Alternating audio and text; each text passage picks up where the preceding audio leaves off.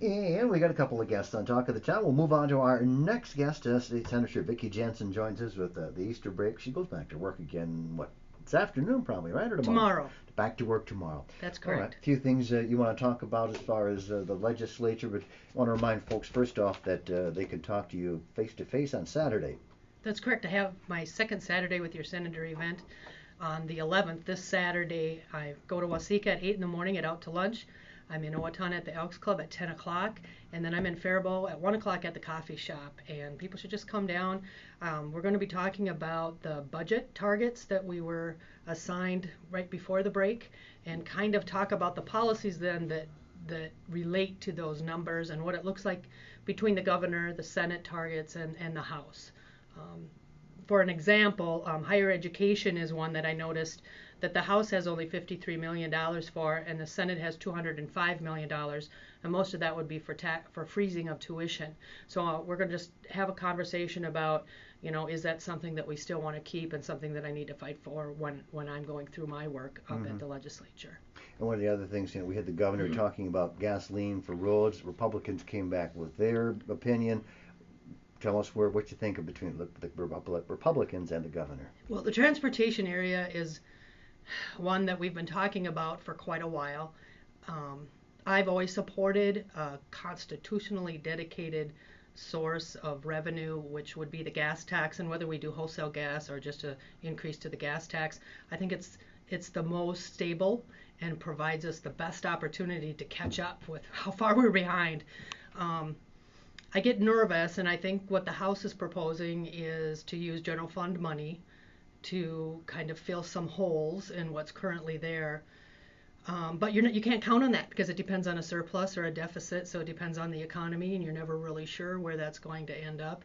So transportation really can't work that well that way, especially when we do things in a 10-year plan and try to plan out how we're going to keep up and catch up with the work that needs to be done. That's probably the key word there. You said 10-year plan. It's not like, well, this year we can spend this, and this year you can't think that close ahead. You got to look out a little further down the line. So that's correct. So I get a little nervous when we talk about using general fund money, and we haven't heard what they're going to replace or how they're going to work out pulling that money out of the general fund. What gets cut.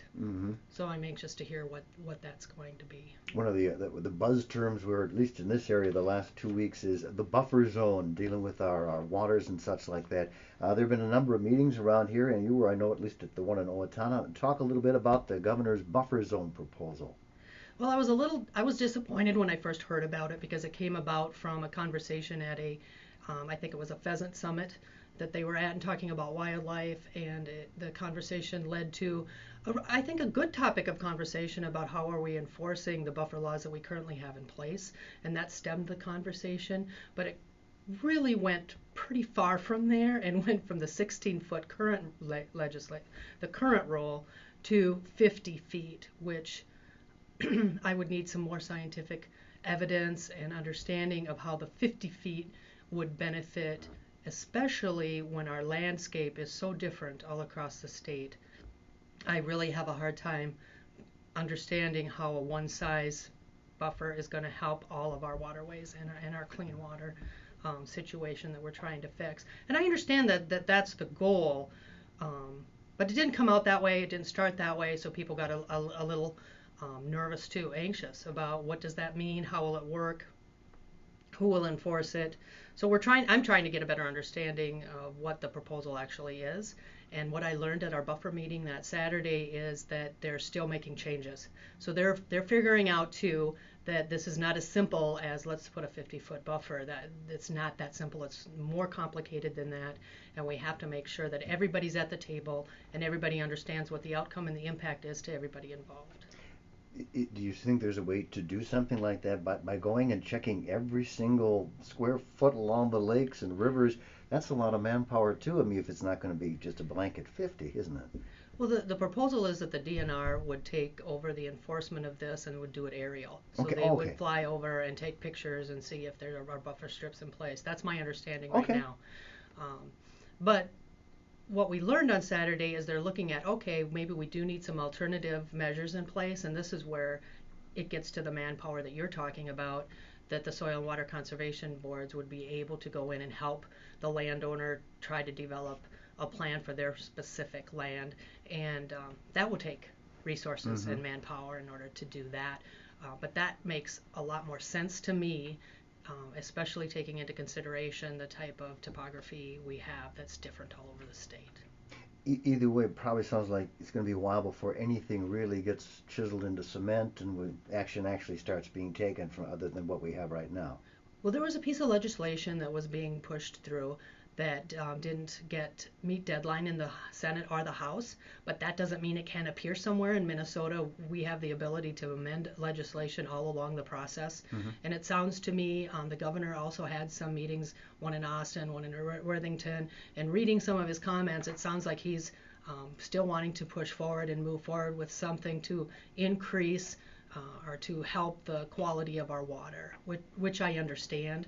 So I just want people to realize that just because one piece of legislation didn't go through, and it probably won't show up as a single bill or a single law, it could end up somewhere else in another bill. So we're going to have to participate and continue to have the conversation with each other on what the impact is to everybody involved. And see, you got to get done, what, early May they want you to wrap up, or when is your, I don't want to say well, yeah, it's a deadline. What, May? Early May? It is in May. Okay, but what's on Vicki's list here? You got a month to get what done? This is what you want to see done. Well, and that's why we want to have the conversation on Saturday, is talk about that exact. The budget is going to be, it's going to be hard. It's going to be an uphill climb to match these two ideas because we are so different between the House and the Senate. So most of that will happen at the end, and it always appears to the public that we're not doing anything and we're just hanging out waiting, and all of a sudden they decide. Well, most of that happens at the end in order to get done in time is a negotiation between priorities. So listening to the leadership and what they say and how they communicate what they're talking about is a good indication of where we're going. The House wants $2 billion worth of tax cuts. The Senate wants $459 million. That's a pretty big difference. In the Health and Human Services area, we have $340 million, and they want to cut $1 billion. So trying to get those to match up and come up with one bill by the end of the session in May, it's going to take a lot of work. I'm confident we'll end up with some good things, but I think it's going to be right down to the wire. Okay. And again, the times and places where you're going to be this Saturday where your constituents can come out and chat with you. Sure. I'm in Waseca at Out to Lunch at 8 a.m. I'm at the Elks in Owatonna at 10 a.m. And I'm at the coffee shop in Faribault at 1 o'clock. Okay. Anything else you'd like to say before you get ready to head back to work to St. Paul tomorrow? Well, it was nice to have a break and get back to the district and have a few meetings in the district and catch up with things that happen, your family things. Benjamin, my 10-year-old, had break at the same time, so we were able to spend some good quality time together. And now I'm ready to go back. Back to work. All right. State Senator Vicki Jensen, our guest today, our second guest here on Talk of the Town on AM 1390.